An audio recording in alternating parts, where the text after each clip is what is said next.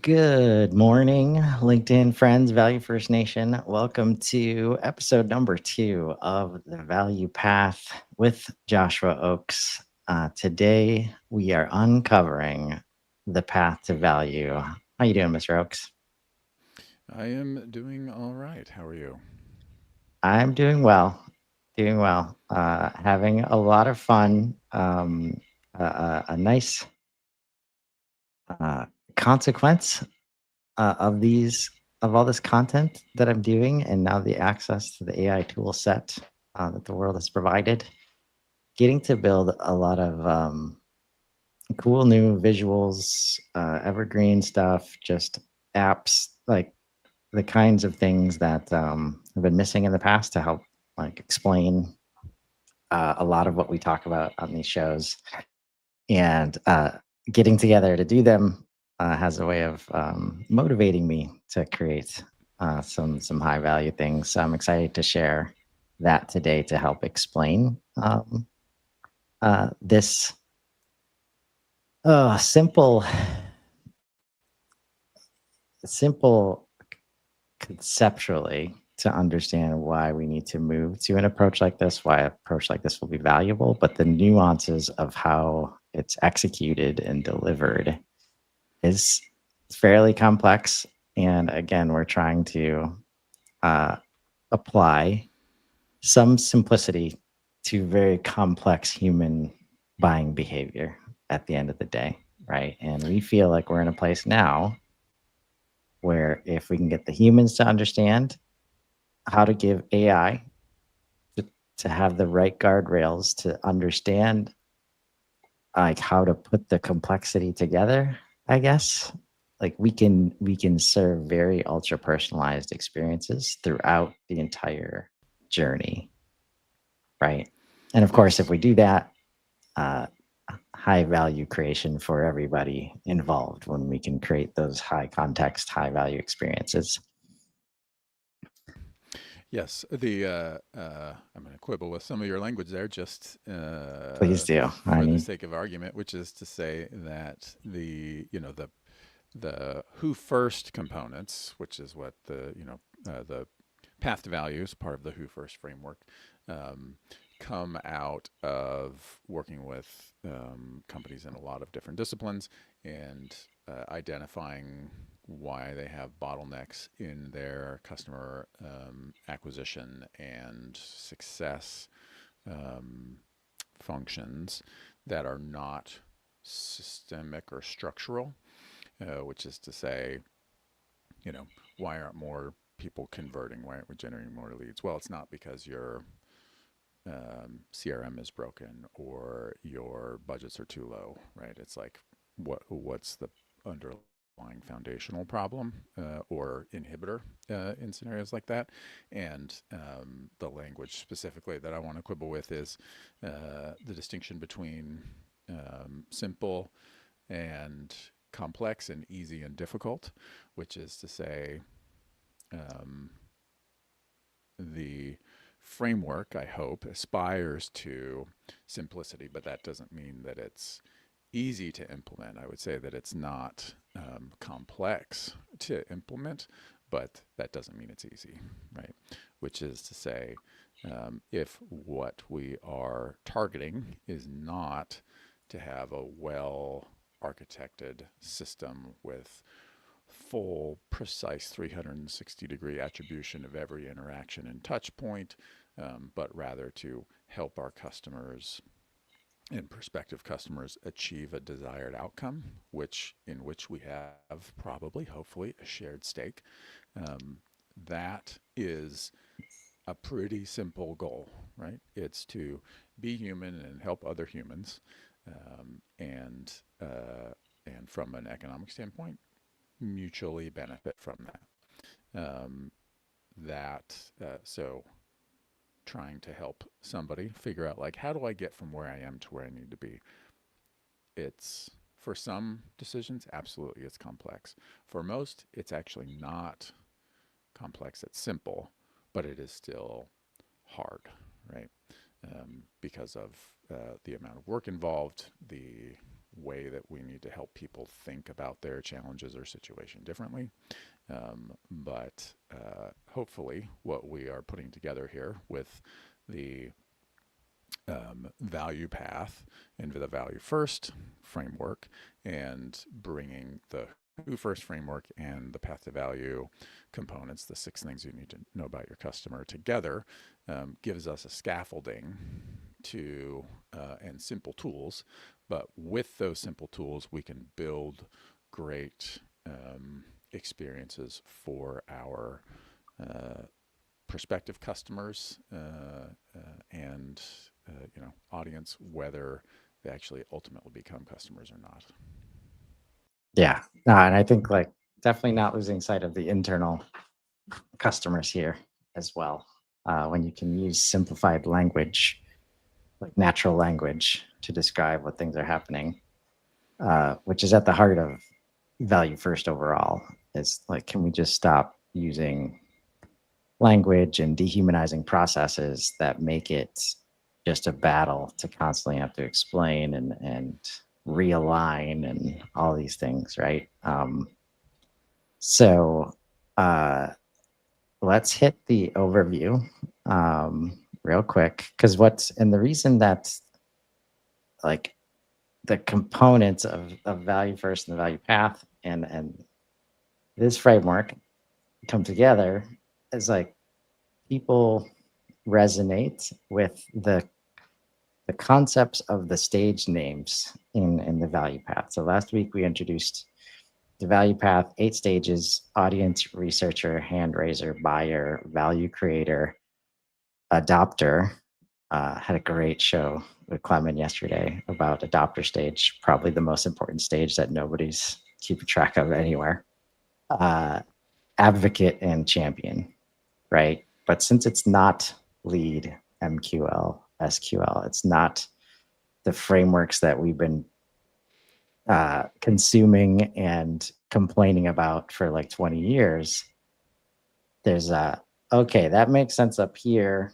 Like I like the idea of humanizing, but what does the CRM, look like? Even what are we doing to understand these pieces of the journey that we really haven't been a part of actively, at least not Exactly. intentionally, Yes. right?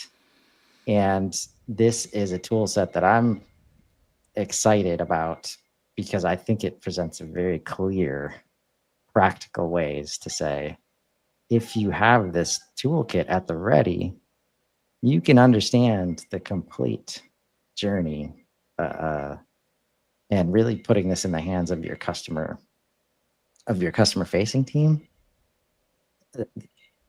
It gives them the tools to immediately execute on this humanization of the process.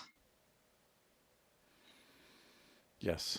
Yeah. I mean, the point there that you made about the how much we have historically disregarded early stages of people's in the who first terminology, people's journey starting in their place of pain.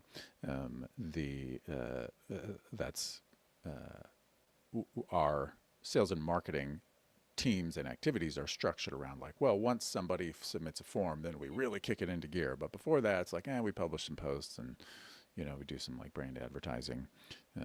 But if they're not actively shopping, then we can't invest any resources there. And one of the things that I appreciate about the value first framework is this recognition that like we actually have more access and leverage than we've ever had to people when they're in those early audience stages. And if we recognize the profiles there, then we have the ability to actually help them in when they are in stages that we presently or previously had no leverage. So what we are looking at here, just to illustrate that, is this is again on the who first side, this is the path to value. These are the 6 things that you need to know about your customers. in contrast to, a lot of people say like, oh, define your ICP. It's your the with firmographics, right? Like, how big is your target business? How many employees do they have? How much revenue do they have? If there are there legal constraints, where are they located? What are the industries that you target? Whatever.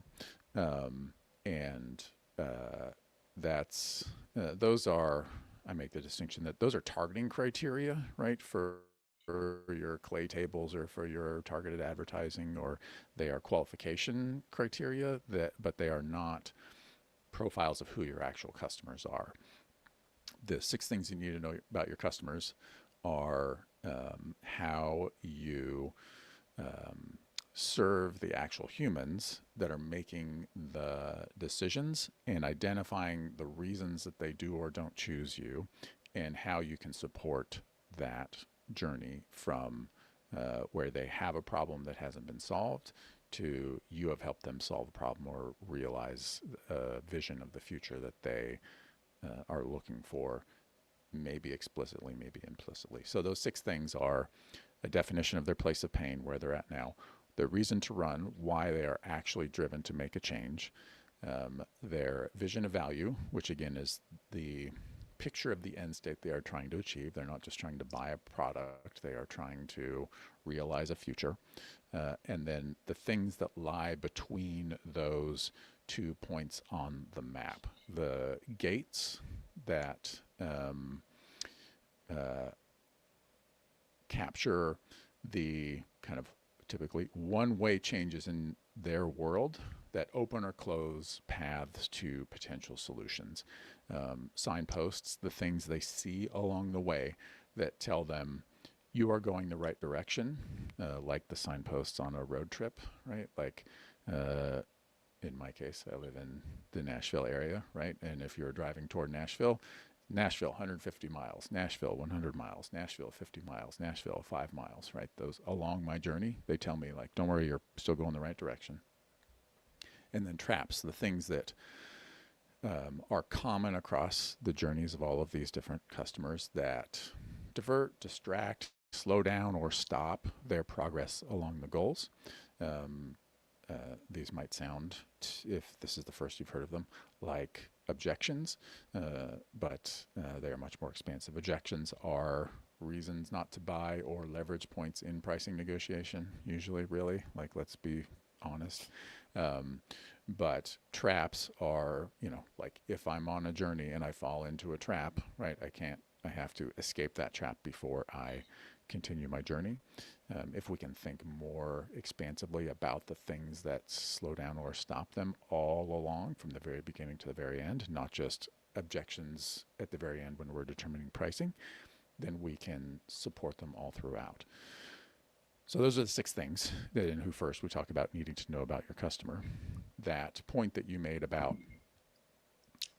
being able to serve people earlier in their journey, particularly like in the audience stage, instead of in a old school, by which I mean, whatever, 5 years ago, framing of a customer journey of awareness, consideration, decision. That's fine. That's a framework that if you don't have any, the tools at your disposal, is a helpful way to think about things. But all frameworks break down at some level, and we would think about like, oh, awareness. They kind of have heard of us, or they are aware of the problem. Do they know that we solve them? We don't know. Like, that's, what are we going to do up there? We'll do some display advertising, brand advertising, billboards, etc. If we take the value path framework, and we map this out and say, here's what audience looks like in our journey. And then we can say like, okay, we have a path to value. We might be able to get into discussing how we derive this from actual customer information and data. But if we say audience is somebody who is, sure, maybe they have some degree of awareness of the problem, and maybe the industry, or maybe even us, doesn't really matter all that much. But those are people who have these challenges in the place of pain. They have something specific. Right now, I can't. We have a understanding from our past customers of what they cannot do because of the state that they are in. There is something that they want to be able to like physically. I'm going to say physically do, um, but can't. I can't retire. I can't be promoted. I can't exercise as much as I want. I can't um, spend as much time with my family, whatever. Uh, Yeah. because of that, they recognize that. They recognize that instead of what they want to do, they have to do something else, right? And they have, and there's an emotional valence to that right now. If we treat, if we dehumanize this process and treat like B2B decisions like there is no emotion involved, the only people who say that are people who are like new to B2B marketing and people who have never worked in B2B sales in any serious way, right? Like everybody who has spent a long time in B2B, especially sales, knows like, oh, there is absolutely a major emotional valence to B2B sales process. We like to pretend like they are not emotional, that they are like very reason based, and we have all of this logic and everything that puts it together. But Yeah. And that's simply not the case. right. And we had a great conversation yesterday with George about the place that most KPIs dictate that you don't have time to think about this. But if when you ask the question like, would you do this to your friend or your family or somebody that you care about, it's an easy no.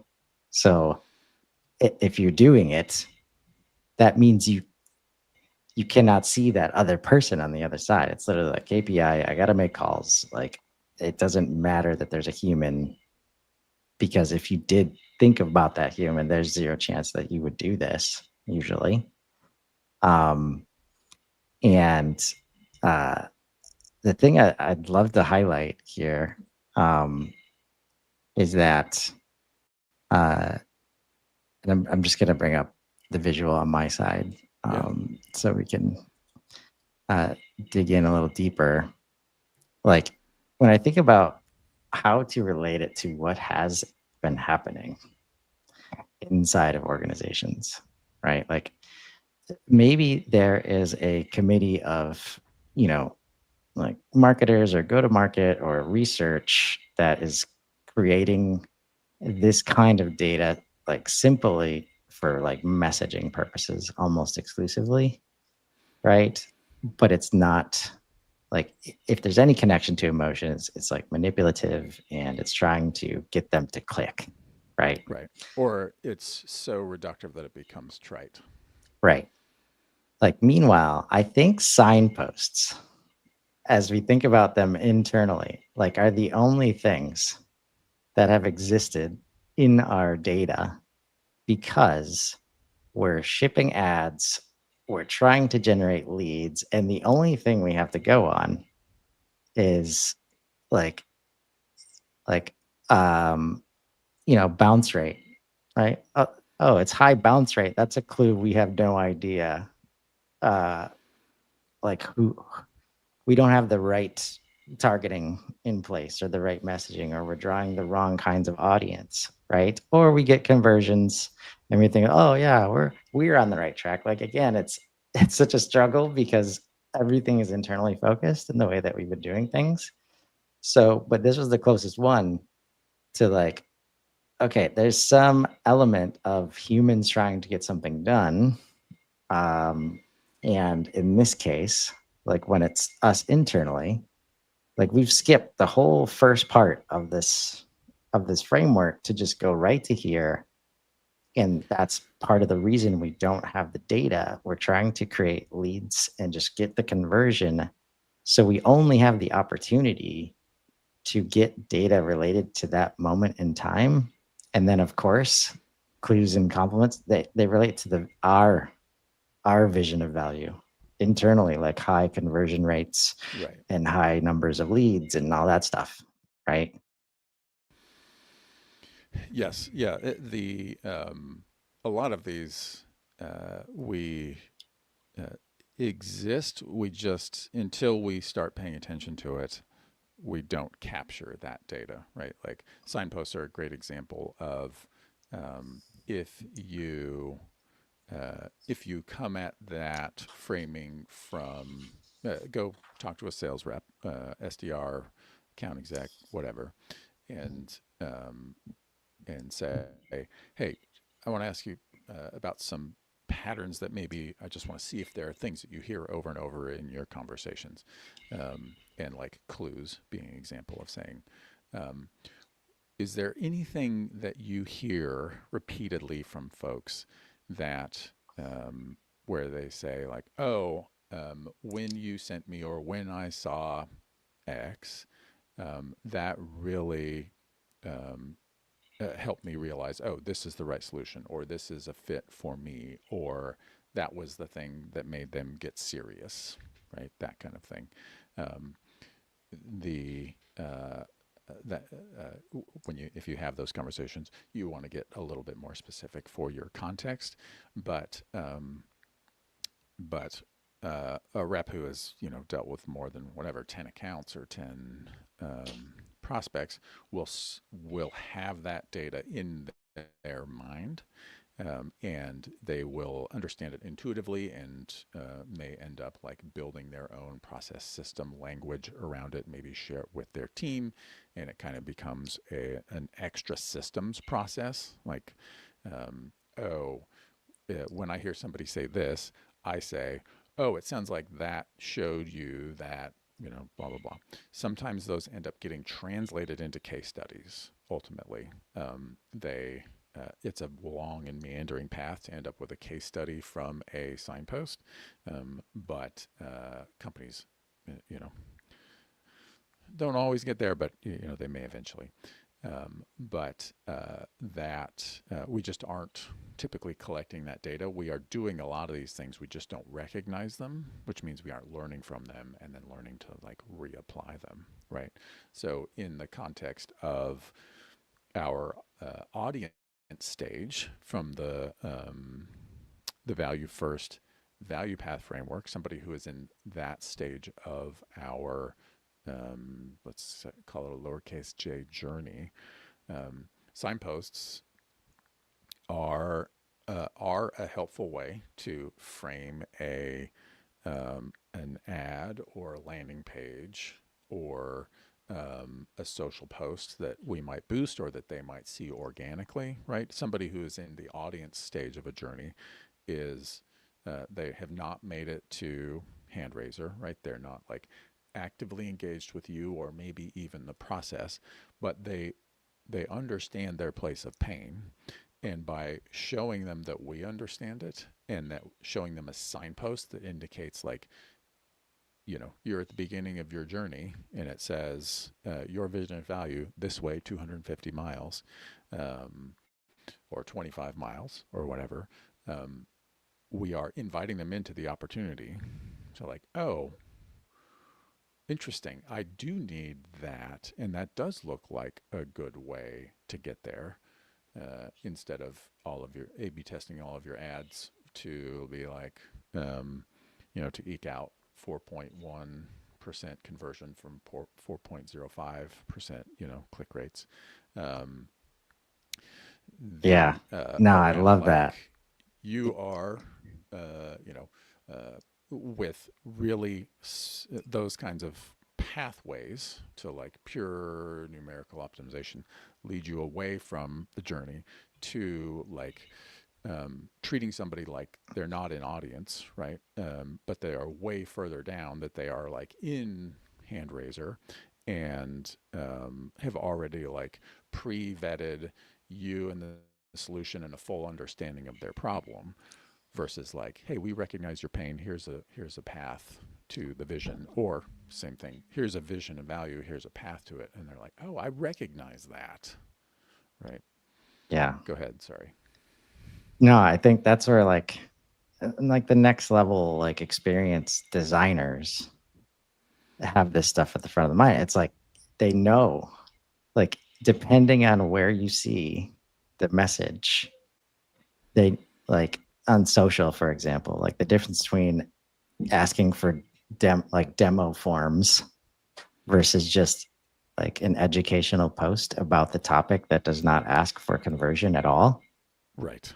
right? Like on social, I'm much more likely to appreciate the educational post unless I'm in like the 1% of buyers that might respond to that demo. Even there, I'm not on social to buy, right? Right. And you probably don't have the what's missing in that scenario is like the trust Right. and authority that that comes from that recognition. You understand my place of pain and vision and value, and when I look at what you're presenting to me, oh, it makes sense. Like this shows me how I get there. Right, the number of ads that I see, and or organic posts that for some reason look like ads instead of the other way around. Like that are like, oh, does your business in category like need smarter leads, better leads? We do that. And it's like, wow, amazing post.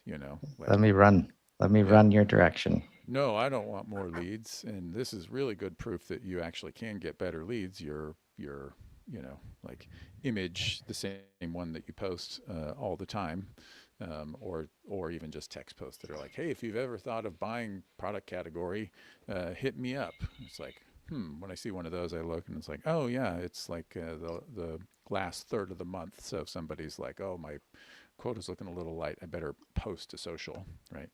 Um, Right. that's very internal and me focused, not we are trying to bring value to the people that we have this you know mutually beneficial goal to Right. work together towards. Literally a clue that I'm on the wrong path if I'm Yes. being exposed to signals like that. But Yes. yeah, I think like um I'd say like what's coming to mind is like how important this is for everybody involved. Um, but it's easy to create a lot of meaningless data when you are referring to every signal as a signpost. Like if you don't understand what's happening all through all these other like the parts of the journey that you need to understand, like what I see happen or what I've experienced in the past is it just pings between like the salesperson who doesn't appreciate the qualified lead that came in, and it's very clear that there's a messaging problem, but we're not going to get all in the same room and discuss it. We're just going to throw it back over to marketing. Like we need a different kind of campaign. We need like that's not working, Right. right?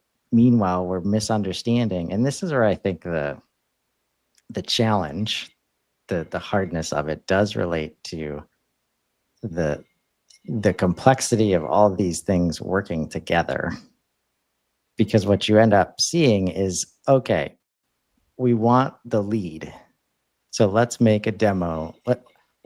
We know our audience is on LinkedIn. So let's put the demo, uh, lead capture there, Right. right? We know that we need to care about all these things. So we're going to try and pack all of it into this one like post or 2-minute video or whatever Right. that is just like never gonna land. And the only reason people are clicking on it is because they're in like the 0.1% at that point that they've got to uh like it's the pain is so deep that it's not about I gotta solve this thing right now. So I'm just Sure. like, right. Yeah, or Which is they're a not competitor, or they happen to already have they have seen your brand, heard that you are in this space, and then they happen to stumble across that, right? And then yeah, you're trying to kitchen sink the outreach to somebody who is not at that stage, and they watch 15 seconds right. of it and think, oh, I'll come back to this later, maybe. Yeah. Meanwhile, like in the whole goal of this series moving forward and also the Let's Build Your Audience series is the buildup of knowledge and data and Yes. context related to your audience you can get a very crystal clear picture of where they are at in their journey, why they are there, why they haven't advanced further, right? Um, and when you can do that, like this gets us to the point where it's possible to have a unified view of the customer that everybody agrees on, that takes about 30 seconds for anybody in the organization to look at that record, look at that view, and come to the same conclusion, right? Usually we're having to rely on the individual salesperson or account manager that's been involved in all the touch points because they're the only ones with all of the context. And as humans, we have the ability to, you know, create that context window like very quickly because we understand the relevant things and the non-relevant things that go into this understanding. And like, can we do the whole point of systematizing this is so that we can, even if it's at the beginning of a meeting, we can pull up a record. And it looks like you might have something like that on your screen right now. Yeah, go ahead and throw that up. It's a perfect illustration. We've used this on the Let's Build Your Audience before and talked about this, but this is a post I put on LinkedIn a while back. But and it's something that I harp on clients with. So if you would like to hear, if reach out if you would love to hear me lecture you about this. But is that if we are doing our jobs right on the pre-hand raising side, which we generally assign to marketing, um, then we should be collecting a lot of these touch points and signals and interactions with prospects. Some of them we can map, some of them we can't, right? These are these foundational, if you will, strategic path to value interactions. But what we end up passing to sales is like, yes, they're a qualified lead. Or we say, oh, they've opened 7 emails, or they submitted this form, they made this kind of request, they have this lead score, right? Those systemic things are important to track, but does is a customer going to convert and be successful long term with your solution because they opened 9 emails instead of 7? I don't know, man. Maybe you have enough data to be able to tell you that, but I don't think so, especially given that like a lot of those purely systemic signals are just not reliable anymore because of bots and filtering and privacy protections and all of that. But they So opened it like 30 times, like right, right yeah, away. They must be as they super were interested. paging through, they were going archive next, archive next, archive next, right? And so it just kept reloading when it would hit the top of their inbox, and like, whoa, look at all these opens. They're really engaged. Um, I'm sorry to say they aren't. So like the long, and you can switch back to the visualizer there. But the not every journey. There's a lot of ways that we could go to illustrate this, but we should be these things. The whole point from on the who first side of things with path to value is we talk to and look at the data that we have about our successful customers. We answer these questions, these six things, and then group them into profiles. What was their place of pain? What was their vision of value? What were the traps that this particular profile tends to experience? What are the gates that resonate? What are the signposts that resonate? And then we use not which whether they clicked an ad, whether they subscribed, whatever, not the systemic side of those things, but we use the content and nature of those interactions to try to identify what profile they align with. And then when they get handed off to sales, if that's how we want to think about it, um, it's not like, hey, here's a qualified lead, their lead score is 47, and here was the line of business that they inquired about. Sure, we pass all of that stuff, but we also pass the conclusions of those signals that say, we think this is the My First Rodeo persona, and here are the traps that we've identified, and here are the signposts, that we think they've experienced. And so you can kind of, the details of this are so situational specific. We'd have to dive into like really kind of show how the road meets the road here, but um, they pick up that journey, not knowing like everything that the prospect did in a creepy way, but ready to continue those conversations, right? And you can have conversations with that prospect like, hey, you know, you requested a demo about X. Tell me if, here's what I think probably you're seeing. Tell me how much of this resonates. And you can run through the traps, or you can run through the signposts and say, like, does that kind of describe your situation? And they say, oh my God, yes, like that's exactly what I'm dealing with.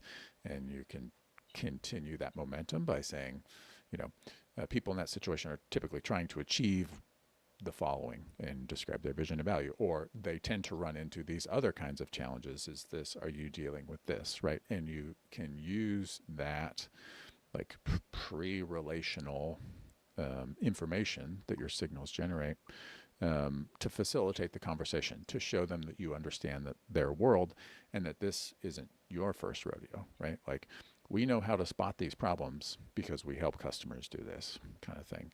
And it sounds like that's what we've put you on, that's the journey you're on. And if you're wrong and they correct you, you can identify like, okay, are they just an outlier within this persona? Are they something totally different? Are they actually like, instead of trying to sell everybody who gets on a demo the product because like, we'll just sell to anybody, it equips us to say like, it actually sounds like the challenges that we solve, we haven't identified any of those for you. So like, we might need to talk about if this is even a good fit for what you need, right?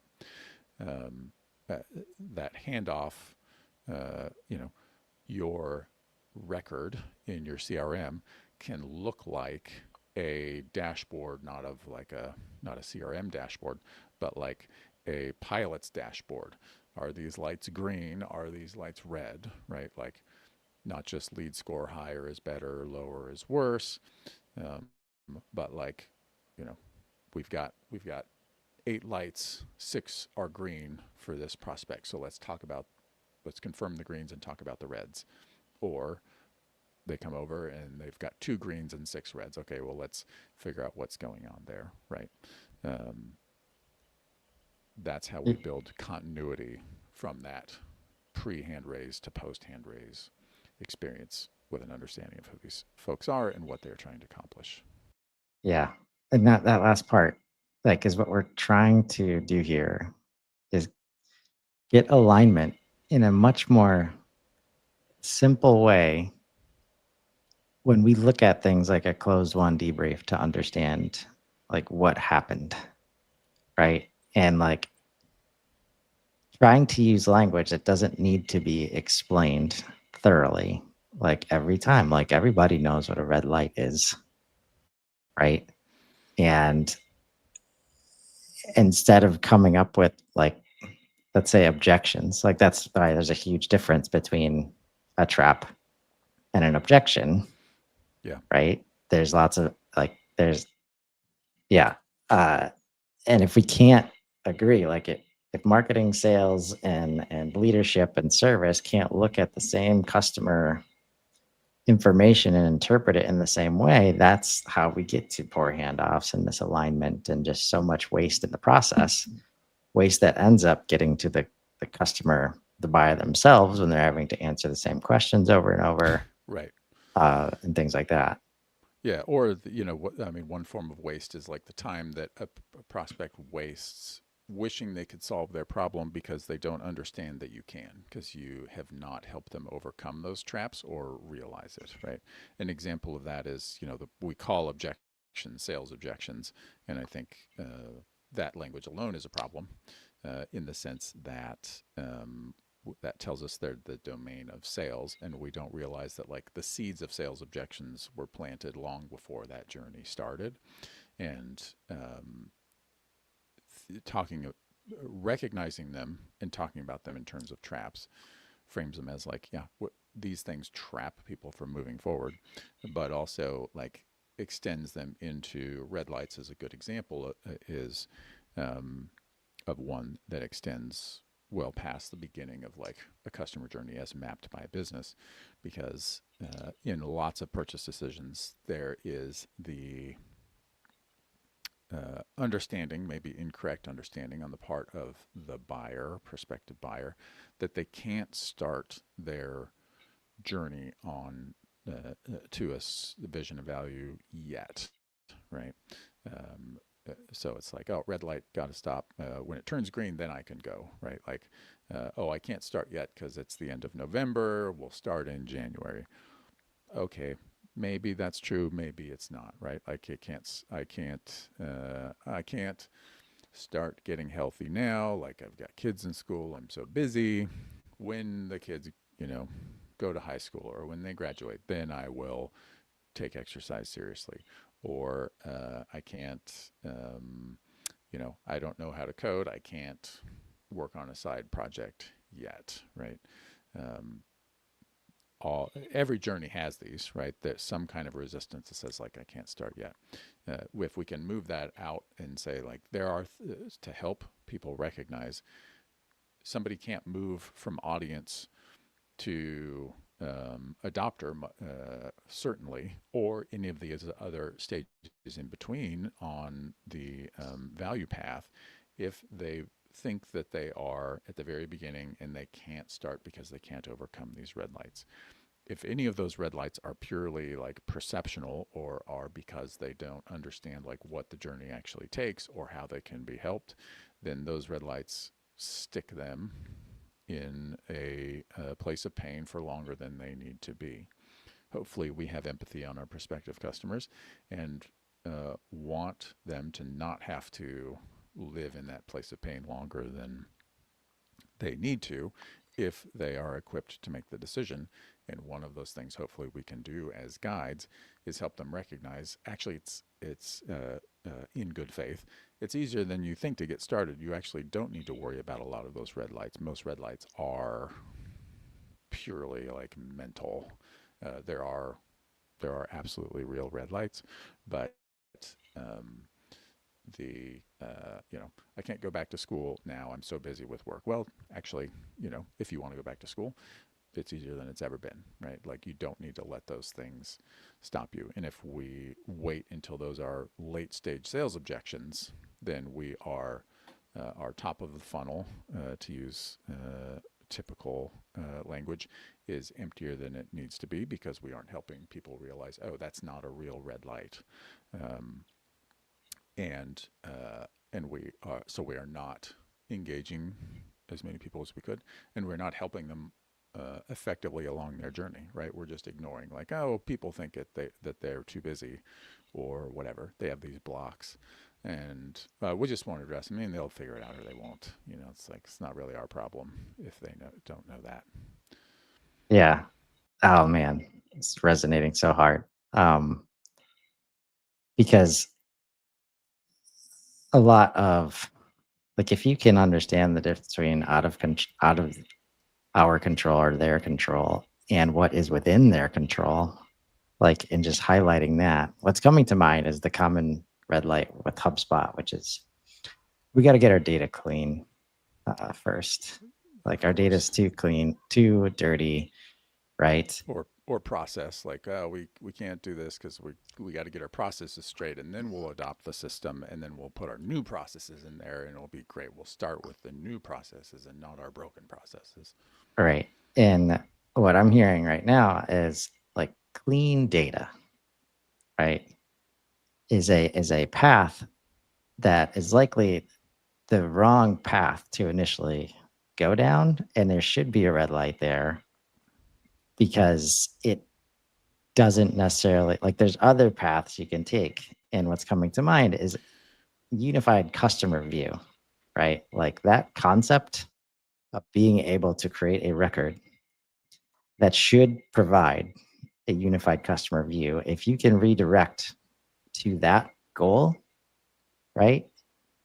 That's 100% within your control as an organization, it might not show you all the data. It very likely won't show you all the data at that point, but it will show you what data you need, exactly which data is not trustworthy.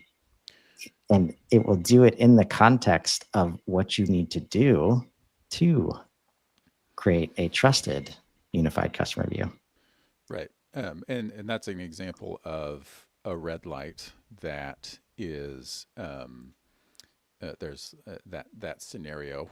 There's a lot of other traps involved, but that's an example of a red light that can very much be real and not just perceived. Right. That like if their data could be worse even than they fear. It could also be better than they think. But one of the, if the red light is mostly a mindset issue, right, then your simple goal for prospects who have are experiencing that red light is understanding it better, looking at what other prospects have done to overcome it, and help them like frame that as a path forward for those prospects.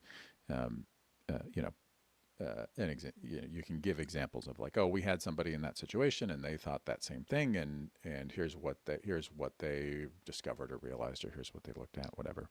If a red light is legitimate, like they've got a big messy data, they've got stuff that was imported a long time ago and nobody knows where it came from, and like what are these 10,000 records assigned to deactivated user that we don't know who it is.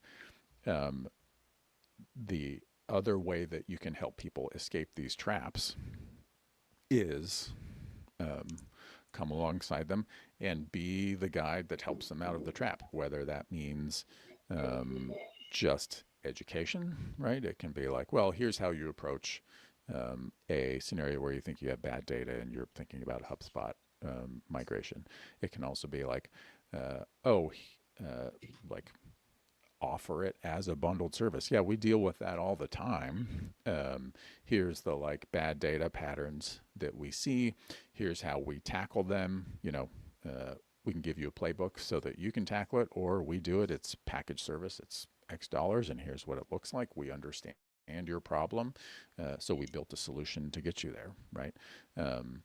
The you know, is there anything that conveys like trust and expertise, or builds trust and conveys expertise better than instead of saying like, oh, we can help with your messy data. Our rate is $200 an hour, and we'll like see what your data is and scope your project and whatever. It's like, okay, sure, right? You're trying to sell me something. It's Yeah. like versus, oh yeah, we probably 20% of our prospects have a data quality concern, and here's how we handle it. We have our specific, whatever challenge, our specific framework, templates, process, whatever, for that. Here's what it looks like, right? Like those legitimate red lights, they're traps that help them from moving forward. They want to move forward, build a solution for it, right? Yeah. And that what you described about the audit and like whatever, those are like false starts and dead ends, like is how those are Mm-hmm. viewed. Like, oh yeah, we tried that and we know that Yep. it doesn't work. Or I've heard that doesn't work, and I know if we go that route, it's not like gonna work. So like literally what I'm thinking, and I have so many ideas right now for how we can start talking about this. Like uh the trust of, you see this path, it has all of the traps in it. Like if you go that way, you're gonna hit all of the traps. So if we just pick this other path here that also has this goal that we've agreed that you have, right? You can be going down this and then wave to all the traps that are in this other path that you no longer have to deal with, Right. because we've just shifted uh, often the perception of what, you know, what the real pains are, what, you know, getting people to move from like negative reasons to run to positive reasons to run, right, can be huge. in terms of Yeah, like, and I talk about this in terms of like the time savings ROI value prop that is sure. rampant, right? Like on the surface, it looks like it can be. It's just Yeah, a I mean bad that value prop, it folks. is. Like, Yeah, it's a bad value prop. It's born from this idea that like, oh, B2B decisions are logical, they're not emotional, and so we need to build a case. And this is, we're going to build this, show this to the CFO. Um, I mean, I guess maybe it's a big world. Maybe somebody's been convinced by that somewhere, but usually, like that kind of case building seems like it gets tacked on at the end as an afterthought and isn't actually involved in the actual prioritization of the decision. So why would you prioritize it in your marketing and sales, right? Your mileage may vary, etc. But the example, like the reasons to run example, right? Like what's motivating the decision. There's a lot of research in what is called decision science around that, and what's interesting is um, the you can have a positive vision of value, like I want my situation to be different in a positive way versus like a vision of value is like, look, I just don't want to be embarrassed by these manual data entry errors anymore. Um, you can still have a tiger or trophy reason to run there. We don't have time to get into like that distinction today. We can get into it later. But there's a lot of science and research around individuals, the way that they make decisions can be aspirational, like I want to achieve an end, or avoidant, I want to move away from pain. And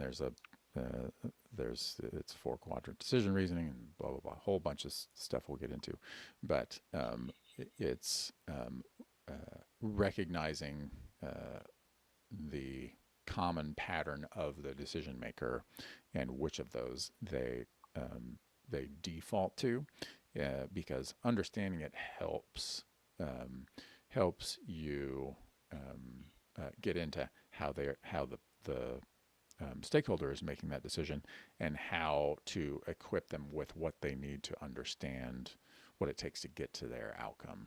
It's a big long explanation, but which is to say, like um, uh, the it says it's why understanding that the vision of value, how they describe their future, um, is so critical, right? Like, oh, we want to buy HubSpot, but like migrating our data is painful. Like everybody wants, the first conversation that any sales rep has who's worth their salt with somebody is going to include like, yeah, like here's some framing, you requested a demo, let's say, so like here's what our system does, but I do want to understand like what are you trying to accomplish here, right? Like even for simple demos in a software, a B2B software context, it can be like let's take a real bugbear like Slack, like nobody, I don't think anybody's doing Slack demos anymore, but if somebody is coming to a conversation like that with like, oh, I heard like it integrates and people like get notifications and stuff like there when they get a lead, like they said they get a Slack notification, and like I like my team is missing their leads, and so like I really need something like to solve that problem, versus like, oh, that's an afterthought. What it really is like a team chat thing that tricks people into thinking that they're working when they're not. Um, but so if you're demoing it and you're like, oh, here's how we chat, whatever, right? Um, that person's vision of value, like what they are hoping Slack can help them achieve, the thing um, that is bigger and beyond that conversation, is not aligned at all, right?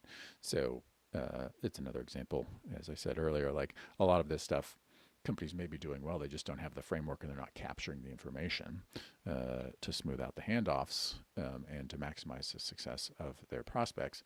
But you got to nail that down, not in terms of like they want to make a purchase, but like what is the person who's making the decision really want to achieve, right? Like they don't want to be embarrassed because The pipeline says that there are 25 leads in process, but we got 45 last month. What's going on? Like, you know, VP of sales asked me, and I'm the sales manager, and I'm like, oh, I don't know.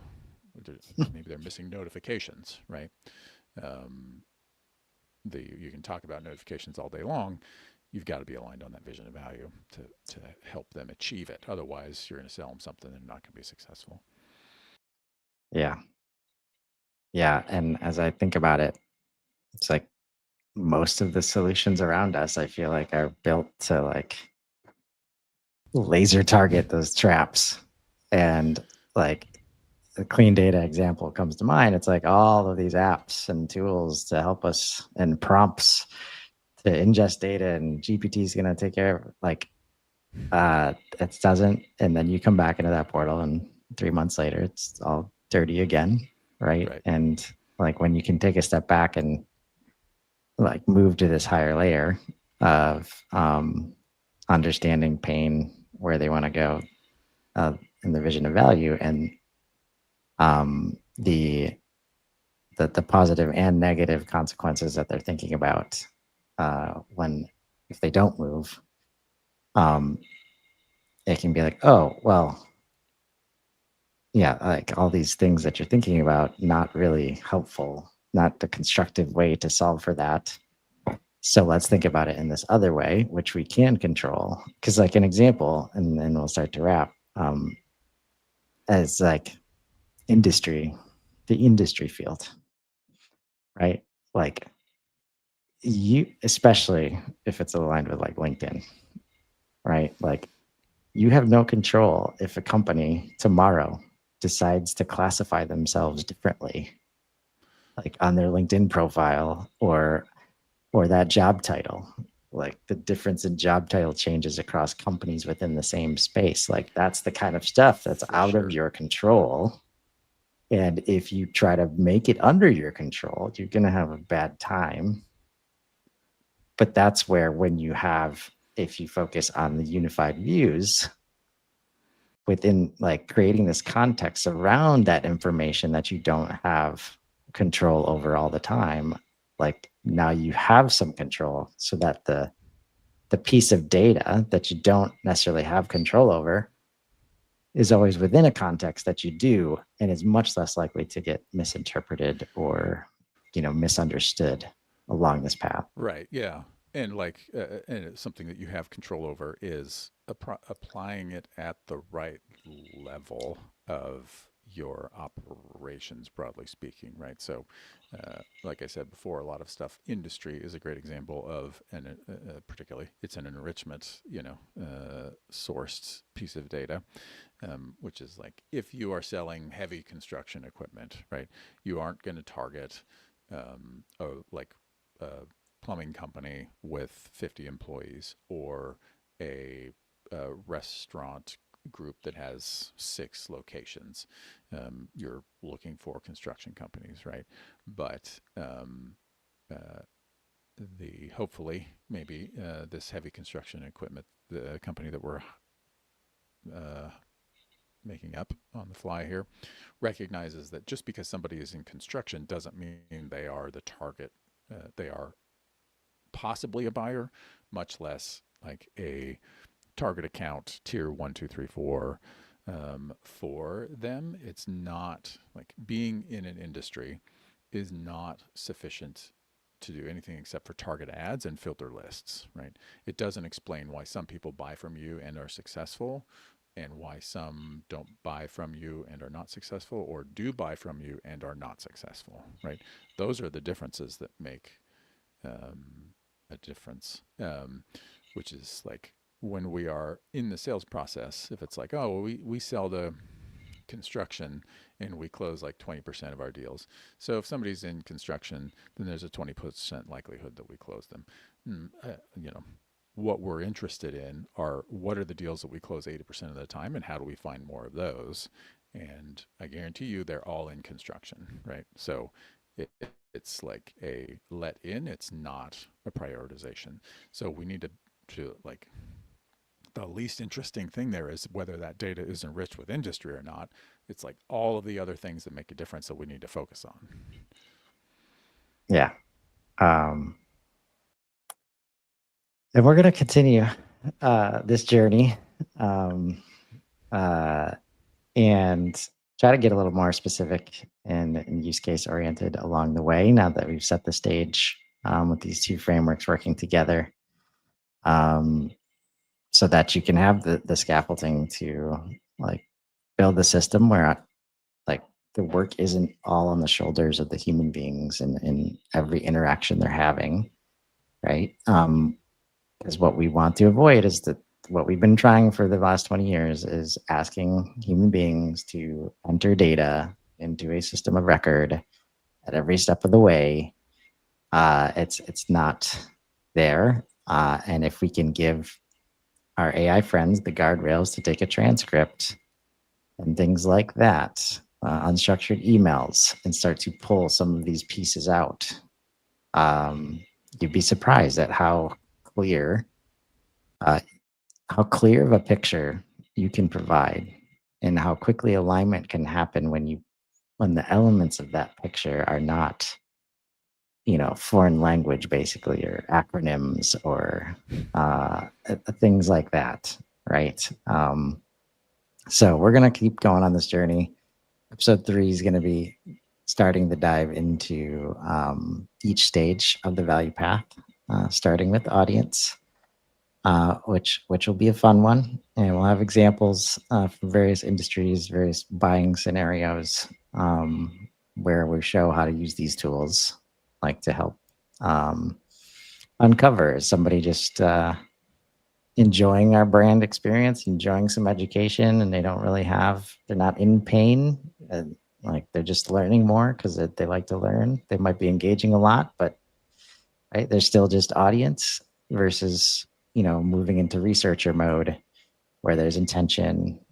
They're researching a specific pain, specific solution, and you want to be aware of the differences between those two.